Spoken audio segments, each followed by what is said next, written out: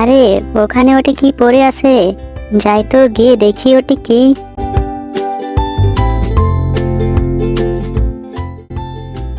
আরে এটা দেখি একটা রসগোল্লা। কতদিন এমন রসগোল্লা খাইনি, আজ খাবো মজা করে।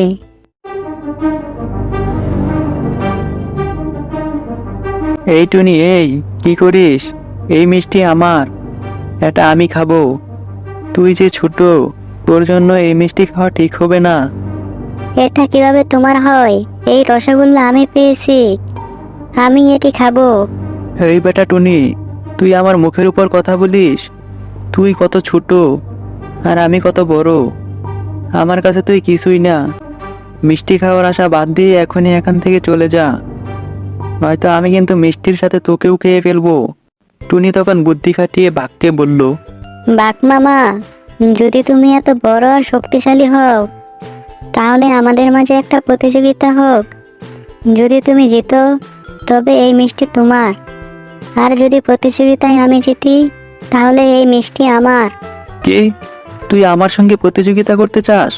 তোর কি মাথা ঠিক আছে? তোর মতো পুচকে পাখি আমার কাছে কিছুই না। এত বড় বড় কথা না বলে সাহস থাকলে আসো আমার সাথে প্রতিযোগিতা করি, নইলে বুঝবো তুমি অনেক দুর্বল। তোর তো সাহস কম না রে টুনি, তুই আমাকে দুর্বল বলিস? ঠিক আছে, আমি তোর কথায় রাজি। বল, কি প্রতিযোগিতা করবি? এর জন্য আমাদের একটি জায়গায় যেতে হবে, তুমি আসো আমার সাথে। ঠিক আছে, চল তাহলে, দেখি তোর কত ক্ষমতা যে তুই আমার সাথে লড়তে চাস।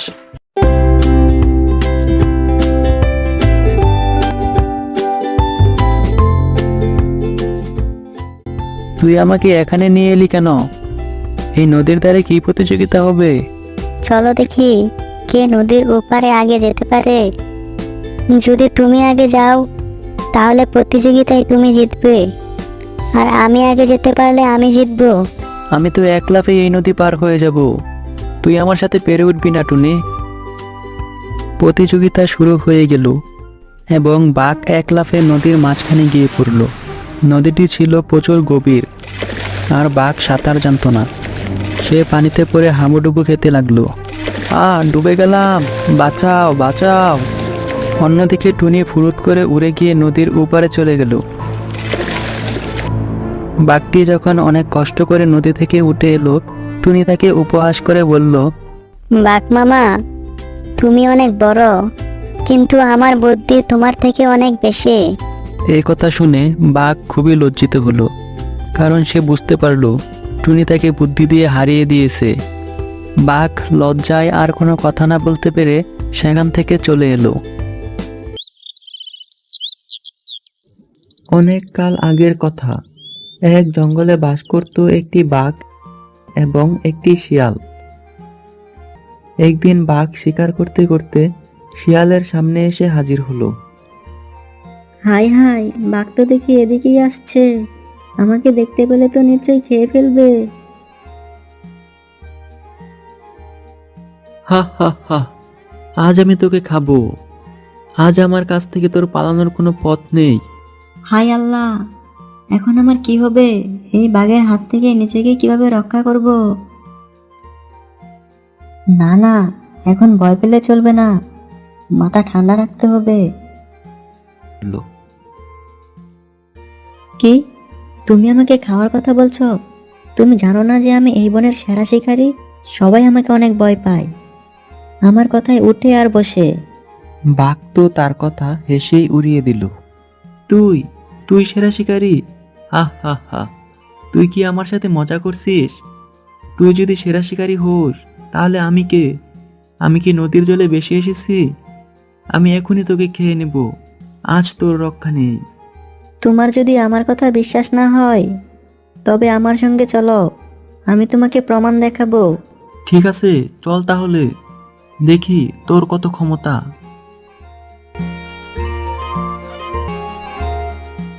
শিয়াল বাঘকে নিয়ে বনের গভীরে একটা বড় গুহার সামনে গেল।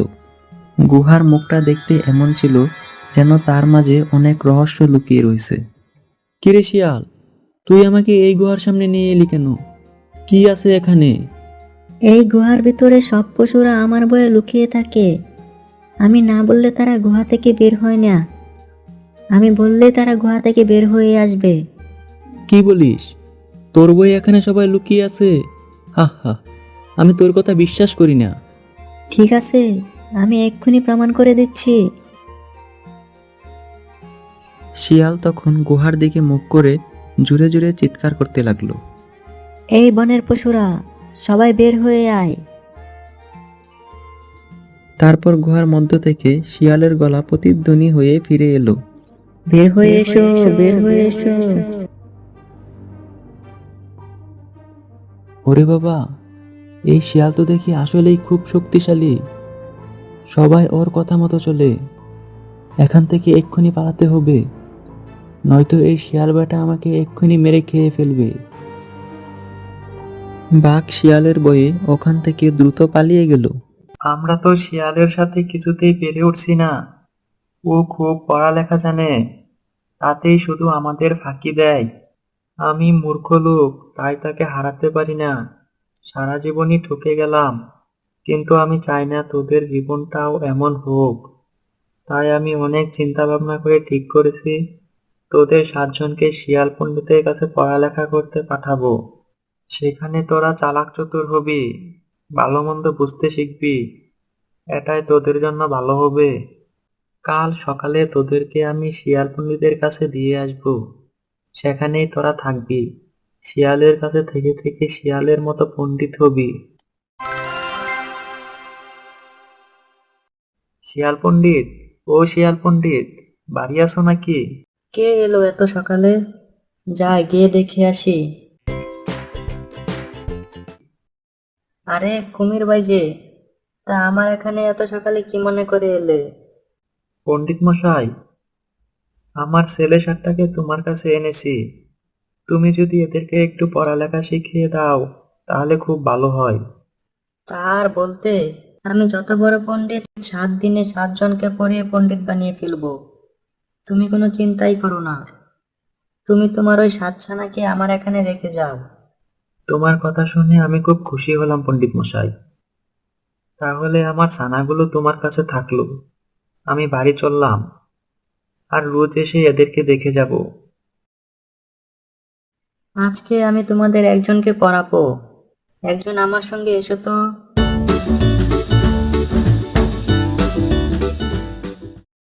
পড়ো তো বাবা। কানা খানা গানা গানা, কেমন লাগে কুমির ছানা।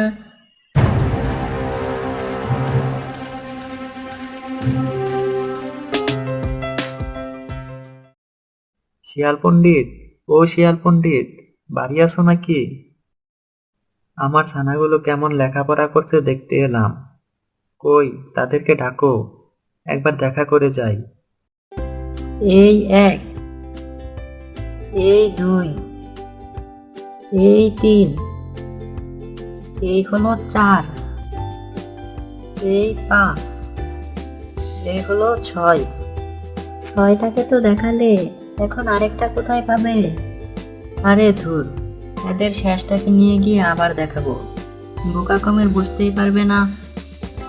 এই যে, এই হলো তোমার 7 ছানা। আরে বাহ, আমার 7 ছানা তো দেখি খুব ভালোই আছে। তাহলে আমি আজ যাই, কাল আবার আসবো। আজ আমি তোমাদের আরেকজনকে পড়াবো।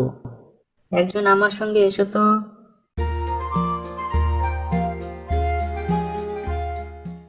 পড়ো তো বাবা। কানা খানা গানা গানা, কেমন লাগে কুমির ছানা।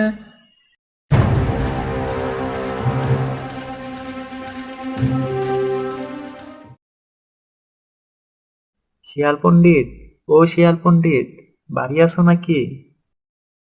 আমার ছানাগুলো কেমন লেখাপড়া করছে দেখতে এলাম।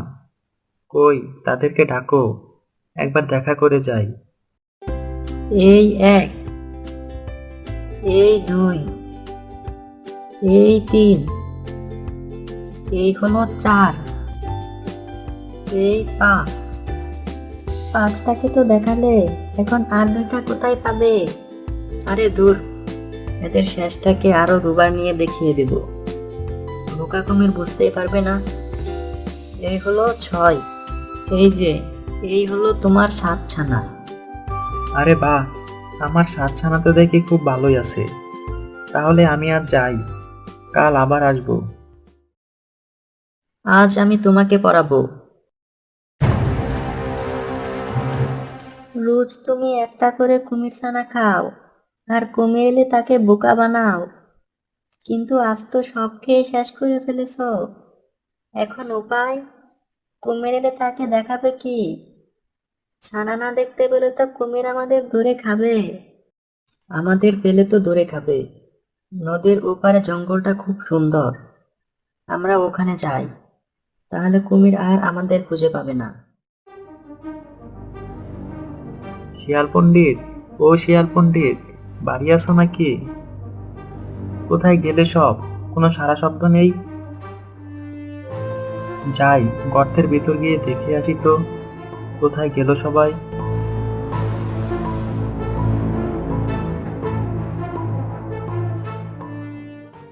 শিয়ালও নেই, শিয়ালের গিন্নিও নেই, কই গেল সব?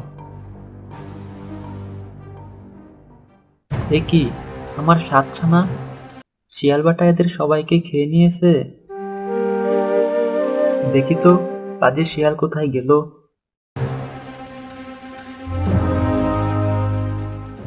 ওই যে বেটারা সাঁতরে নদী পার হচ্ছে। পানির নিচে ছুটতে আমার মতো আর কেউ পারে না। আমি এখনই গিয়ে বেটাদেরকে পাকড়াও করছি। ধারা হতচ্ছাড়ারা! শিয়ালিনী, শিয়ালিনী, দেখো দেখো, আমার লাঠিখানা নিয়ে কে যেন টানাটানি করছে।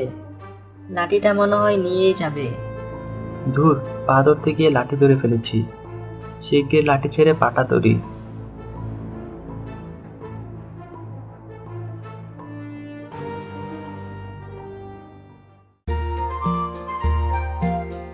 শিয়াল বেটাকে কোথায় না খুঁজে বেড়াচ্ছি, কিন্তু বেটা বড্ড চালাক, তাই তাকে ধরতে পারছি না। এই তো, হতচ্ছাড়াটাকে পেয়েছি, কিন্তু আমাকে দেখলেই তো ও দৌড়ে পালাবে। তার থেকে ভালো আমি একটা ফন্দি আঁটি। কাল ওইখানে গিয়ে আমি মরার মতো পড়ে থাকবো, আর মরে গেছি ভেবে ও আমাকে যখনই খেতে আসবে তখনই বেটাকে পাকড়াও করব।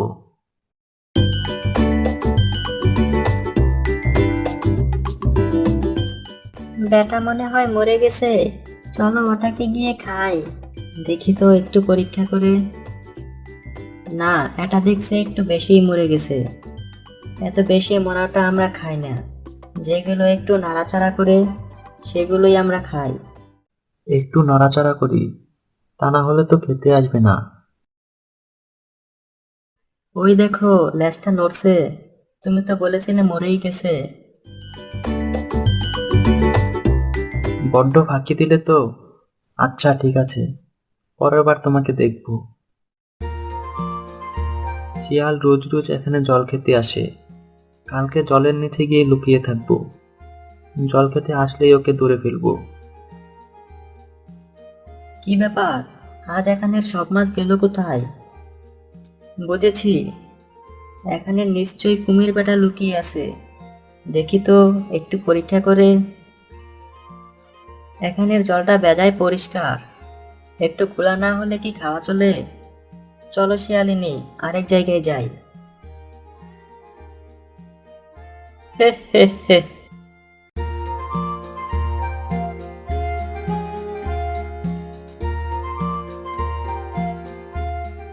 আগের বার পানির নিচে ছিলাম বলে টের পেয়ে গেছো, কাল কাঁথার নিচে লুকিয়ে থাকবো, দেখবো কিভাবে টের পাও। মনে হচ্ছে ওখানে কুমির আছে। দেখি তো একটু আবার পরীক্ষা করে। ওখানে কাঁকড়া নাই, থাকলে তো দু একটা বাসতো। না, এ বেটাকে পাকড়াও করা আমার কর্ম নয়, লজ্জায় মুখ দেখাতে পারবো না। যাই, ঘরের ভিতরে গিয়েই বসে থাকি।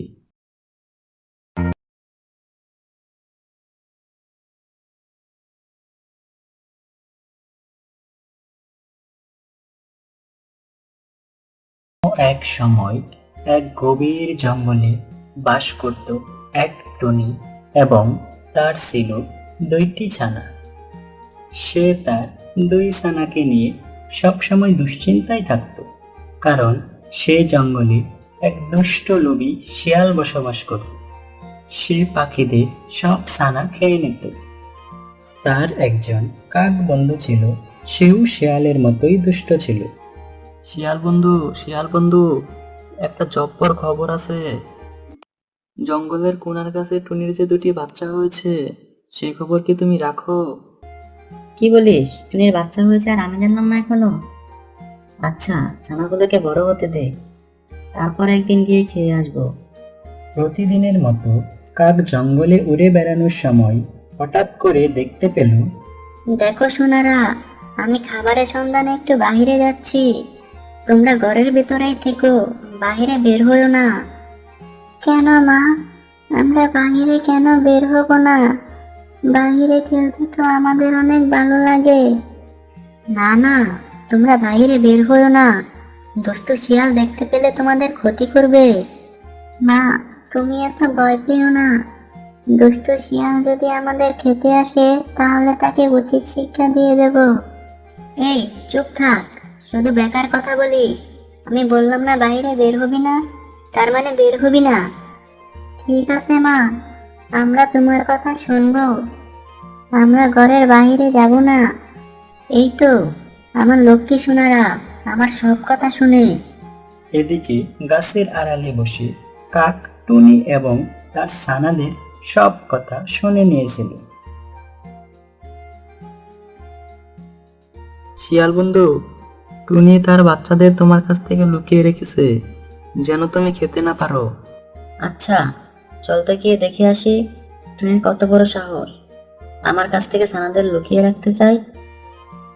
শিয়াল কাককে নিয়ে টুনির বাসার উদ্দেশ্যে রওনা দিল এবং যাওয়ার পথে টুনির সাথে শিয়াল এবং কাকের দেখা হলো এবং টুনিকে দেখে শিয়াল রেগে মেগে বলল, এই বেটা টুনি, তোর কত বড় সাহস, তুই তোর ছানাদের আমার কাছ থেকে লুকিয়ে রেখেছিস?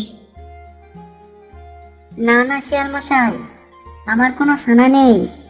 আমার ছানা থাকলে তো আপনি ঠিকই জানতেন। হ্যাঁ, এটা তুই ঠিক বলেছিস, তোর যদি ছানা থাকতো তাহলে আমি অবশ্যই জানতাম। না না, এ টুনি মিথ্যা কথা বলছে। আমি কিছুক্ষণ আগে তার ছানাদের দেখে এসেছি। তোমার যদি আমার কথা বিশ্বাস না হয়, তাহলে চলো টুনির বাসায়। ও নিশ্চয়ই ওর ঘরের ভিতর তার ছানাদের লুকিয়ে রেখেছে। ঠিক আছে, তাহলে আমাকে নিয়ে চল, আমি নিজে গিয়ে সত্যটা যাচাই করে আসবো। টুনি, তুইও চল আমাদের সাথে। যদি তোর কাছে সত্যিই ছানা পাই, তাদেরকে তো খাবোই, সাথে তোকেও খেয়ে নেব। শিয়াল মশাই, আজ আমার একটা জরুরি কাজ ছিল, অন্য একদিন গেলে হয় না? কে রে বেটা টুনি, তুই আমার মুখের উপর কথা বলিস? তুই এত সাহস পাস কোথা থেকে? চল, অন্য কোনো দিন না, আজই যাবো তোর বাসায়। এরপর তারা তিনজন টুনির বাসার উদ্দেশ্যে রওনা দিল। মা টুনি তো ভয়ে কাঁপতে লাগলো, কে জানে এখন তাদের সাথে কি হবে। কাক, তুই টুনির বাসার ভিতরে গিয়ে দেখতো ছানা আছে কিনা, থাকলে আমার কাছে নিয়ে আসবি। কাক টুনির ঘরের ভিতরে ঢুকে তার ছানাকে কোথাও খুঁজে পেল না। এই বাসাতে তো আমি টুনির ছানাদের দেখেছিলাম, জানি না এখন কোথায় লুকিয়ে আছে। এখন আমি শিয়ালকে গিয়ে কি বলবো? কিরে কাক, ভিতরে এতক্ষণ কি করছিস? ছানা দুটিকে তাড়াতাড়ি আমার কাছে নিয়ে আয়। টুনির ছানাদেরকে তো এখানেই দেখেছিলাম, এখন খুঁজে পাচ্ছি না। হয়তো টুনি কোথাও লুকিয়ে রেখেছে। দেখছেন তো শিয়াল মশাই, প্রমাণ পেলেন তো? আমি বলেছিলাম না আমার কোনো ছানা নেই। হ্যাঁ, তুই ঠিকই বলেছিস, সব দোষ এই কাক বেটার। কাক, ভবিষ্যতে আর তুই যদি আমার মিথ্যা কথা বলিস, তাহলে আমি তোকেও খেয়ে নেব। আমার লক্ষ্মী ছানারা, তোমরা কোথায় গেলে? আমার কাছে ফিরে এসো দয়া করে। মা মা, আমরা কোথাও যাইনি, এই তো আমরা শিয়াল এবং কাককে আসতে দেখে ঝোপের আড়ালে গিয়ে লুকিয়েছিলাম। তোরা খুব ভালো কাজ করেছিস, এখন আয় আমার কাছে। শিয়াল তোদের খবর পেয়ে গেছে, এখন আমি কিভাবে যে তোদেরকে রক্ষা করব? কি ব্যাপার শিয়াল ভাই, তোমরা আবার ফিরে এলে যে? হা হা হা, তুই কি আমাকে এতই বোকা ভেবেছিস? ভেবেছিলি ছানাদের লুকিয়ে রেখে আমাকে বোকা বানাবি? এখন তোর ছানাদেরকে তো খাবোই, সাথে তোকেও খেয়ে নেব। না না শিয়াল মশাই, তুমি আমাদের খেয়ে নাও, কিন্তু আমাদের মাকে ছেড়ে দাও। ঠিক আছে, টুনিকে আমি ছেড়ে দিলাম, কিন্তু তোদের আমি খাবোই। শিয়াল মশাই, জঙ্গলের অন্যান্য পশুরা তোমাকে খারাপ বলে, কিন্তু তুমি আসলে অনেক ভালো। তোমারই তো এই জঙ্গলের রাজা হওয়া উচিত। তোমার মনে অনেক দয়া। এসব কথা শুনে শিয়াল অনেক খুশি হলো এবং মনে মনে ভাবতে লাগলো, আরে বাহ, এই প্রথম কেউ তার এত প্রশংসা করলো। শিয়াল ভাই, আমি তোমার কাছে একটা আবদার করতে চাই। আমাকে খাবারের সন্ধানে সারাদিন বাইরে থাকতে হয়, ছানাদের ঠিক মতো সময় দিতে পারি না। আমি তোমার কাছে একদিন সময় চাই, আমি যেন ছানাদের নিয়ে একদিন ভালোভাবে সময় কাটাতে পারি।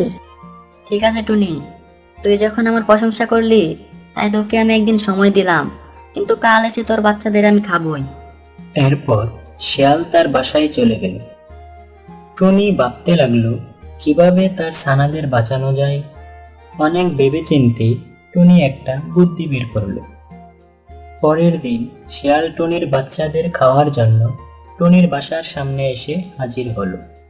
কিরে টুনি, তোর ছানারা কোথায়? নিয়ে আয় আমার সামনে, আজ খাবো তোর ছানাদের।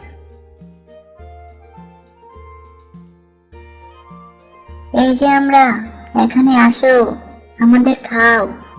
এই তো ভালো ছেলেদের মতো কথা, আমার জোর জবরদস্তি করা লাগলো না। যখনই শিয়াল তার ছানাদের খেতে গেল, তখনই শিয়াল একটা গর্তে পড়ে গেল এবং গর্তের কাঁটায় বিদ্ধ হয়ে সে মারা গেল। আরে বাবা, এসব কি হয়ে গেল? আমার সাথেও এমন হওয়ার আগে এখান থেকে পালায়।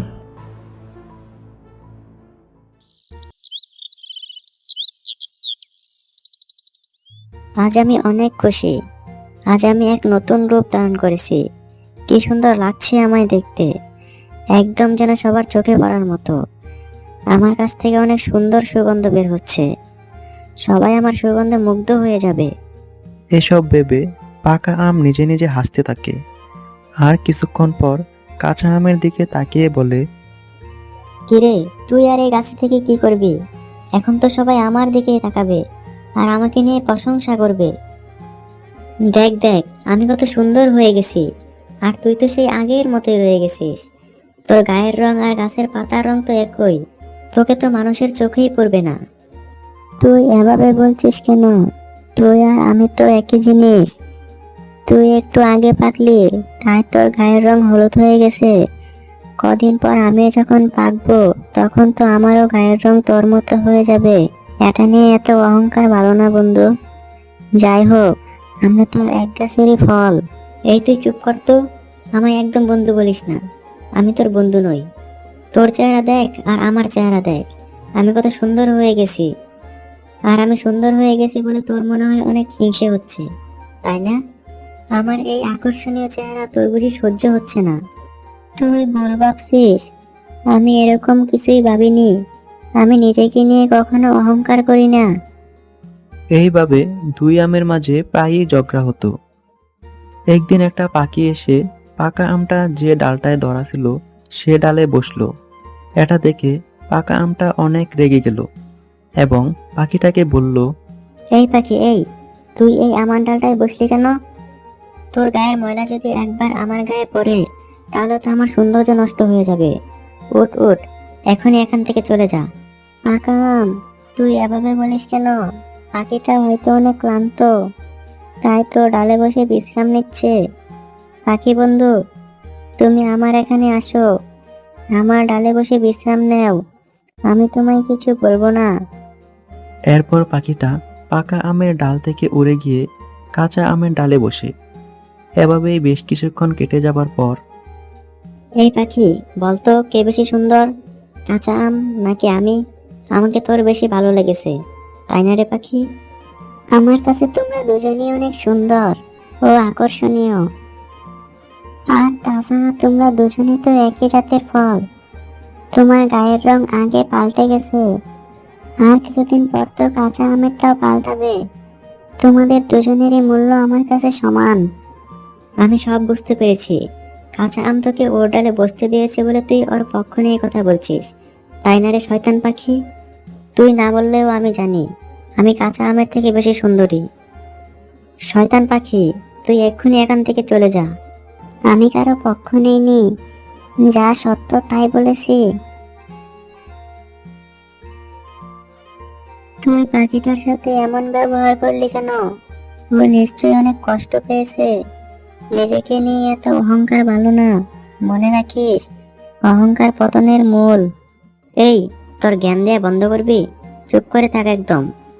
এভাবেই বেশ কিছুদিন কেটে যাবার পর একদিন যে বাড়িতে আম গাছটি ছিল সে বাড়ির ছেলেটি একটি বাঁশ নিয়ে আম গাছের নিচে আসে এবং উপরের দিকে তাকিয়ে দেখতে পায় এই তো একটা পাকা আম, এটাই পেরে নিয়ে যাই। ওহ, লাগছে লাগছে, মরে গেলাম রে। তারপর ছেলেটা আমটাকে নিয়ে ওখান থেকে চলে গেল। অহংকার হলো পতনের মূল, কোনো সময় অহংকার করতে নেই। একদিন আমিও হয়তো এভাবে চলে যাব, হয়তো কোনো একজনের পেটে, নয়তোবা মাটিতে পড়ে মরে পচে যাব। পাকা আম অহংকার করেছিল, সে হয়তো ভাবেনি যে এভাবে কোনো একদিন চলে যেতে হবে। বন্ধুরা, আমাদের গল্পটি ভালো লাগলে লাইক কমেন্ট শেয়ার করো এবং আমাদের চ্যানেলটিকে সাবস্ক্রাইব করে দিও।